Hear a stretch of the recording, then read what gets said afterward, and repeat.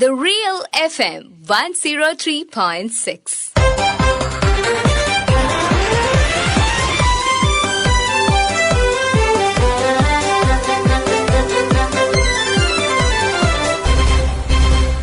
ശ്രദ്ധ. പുതിയൊരു അധ്യയന വർഷം കൂടി ആരംഭിച്ചിരിക്കുകയാണ്.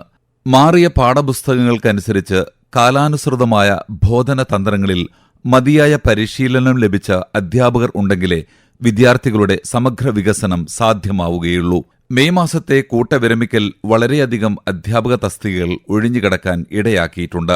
കരാറടിസ്ഥാനത്തിൽ ദിവസവേതനക്കാരെ കൊണ്ട് ഒഴിവുള്ള തസ്തികകൾ നികത്തപ്പെടുമ്പോൾ മതിയായ അക്കാദമിക മികവുള്ളവരാണെങ്കിൽ പോലും അവധിക്കാല അധ്യാപക പരിശീലനം ലഭിക്കാത്തതും സമഗ്ര ഗുണമേന്മ പദ്ധതിക്ക് തടസ്സമാവാറുണ്ട്. സ്കൂളുകളിലും ഉന്നത വിദ്യാഭ്യാസ മേഖലയിലും സ്ഥിരം നിയമനമില്ലാത്തത് പഠന നിലവാരം കുറയ്ക്കാൻ കാരണമാകുന്നുണ്ടോ എന്നതാണ് ഇന്നത്തെ ശ്രദ്ധയിൽ.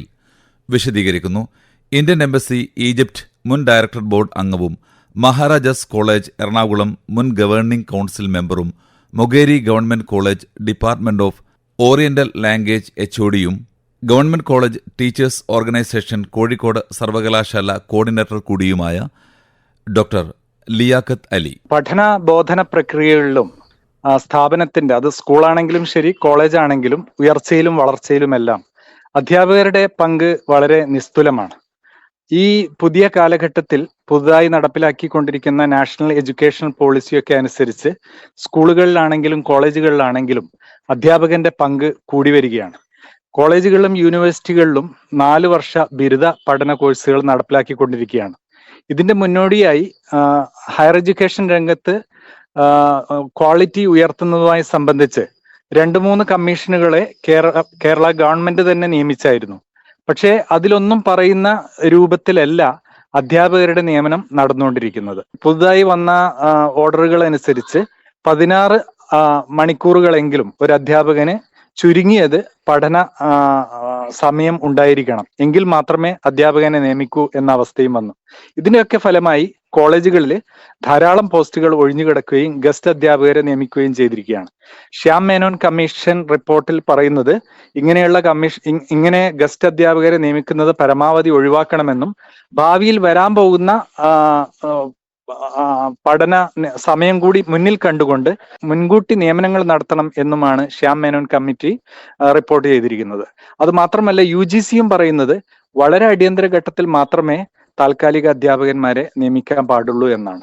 FIUGP വന്നതോടുകൂടി പഠന ബോധന പ്രക്രിയകൾ മാത്രമല്ല മൂല്യനിർണയവും പരീക്ഷ നടത്തിപ്പുമെല്ലാം അതത് കോളേജിലെ അധ്യാപകർ തന്നെ ചെയ്യേണ്ടുന്ന അവസ്ഥയാണ് ഇപ്പോൾ നിലവിലുള്ളത്.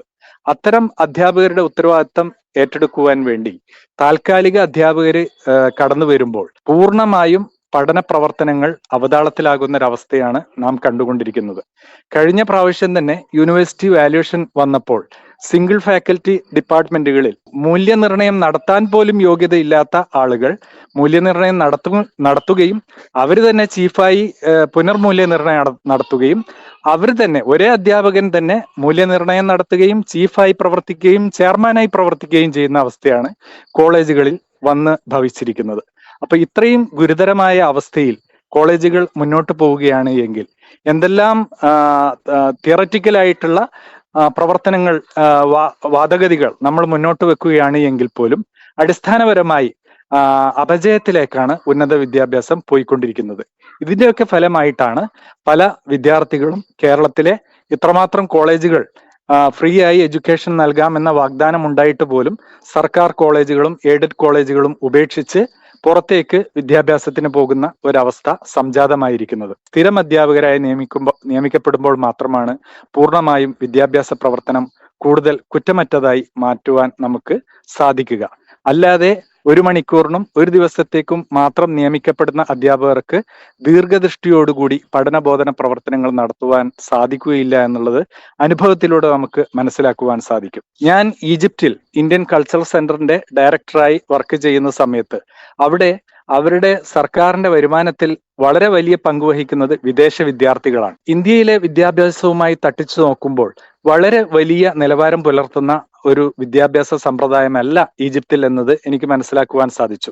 എന്നാൽ വിദ്യാർത്ഥികളെ വിദേശത്ത് നിന്ന് ആകർഷിക്കുന്ന ഘടകങ്ങൾ ഒരുക്കൂട്ടുവാനായിട്ടുള്ള നടപടികൾ അവരുടെ ഭാഗത്തുനിന്നും ഉണ്ടാകുന്നുണ്ട്. പലപ്പോഴും അത്തരത്തിലുള്ള ദീർഘദൃഷ്ടിയോടുള്ള നടപടികളും ക്വാളിറ്റി ഉയർത്തുവാനുള്ള പ്രക്രിയകളും ഉണ്ടാകാത്തതാണ് കേരളത്തിന് പുറത്തുനിന്നുള്ള വിദ്യാർത്ഥികളെ ഇങ്ങോട്ട് ആകർഷിക്കുവാൻ നമുക്ക് സാധിക്കാതെ പോകുന്നത്.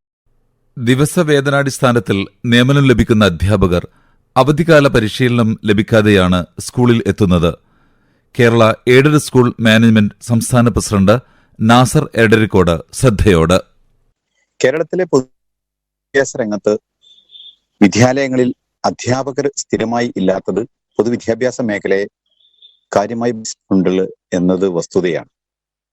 നമുക്കറിയുന്നത് പോലെ തന്നെ നമ്മുടെ കേരളത്തിലെ വിദ്യാഭ്യാസ മേഖലയിൽ എയ്ഡഡ് സ്കൂളുകൾ സംബന്ധിച്ചിടത്തോളം ഗവൺമെന്റ് ആയാലും എയ്ഡഡ് സ്കൂളുകളായാലും ഇപ്പോ അപ്രഖ്യാപിത നിയമന നിരോധനം പോലെ നിലവിലുള്ള സ്ഥിരം തസ്തികയിൽ പോലും നിയമനാംഗീകാരം ലഭിക്കാതെ ദിവസവേതന അടിസ്ഥാനത്തിൽ മാത്രമാണ് അധ്യാപകരെ നിയമിക്കുന്നതും ഇപ്പോൾ പഠിപ്പിച്ചുകൊണ്ടിരിക്കുന്നതും.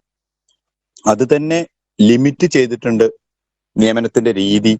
അല്ലെങ്കിൽ സ്ഥിരം അധ്യാപകരില്ലാത്തൊരു പ്രവണതയൊക്കെ വളരെ പ്രയാസം നേരിടുന്നുണ്ട്.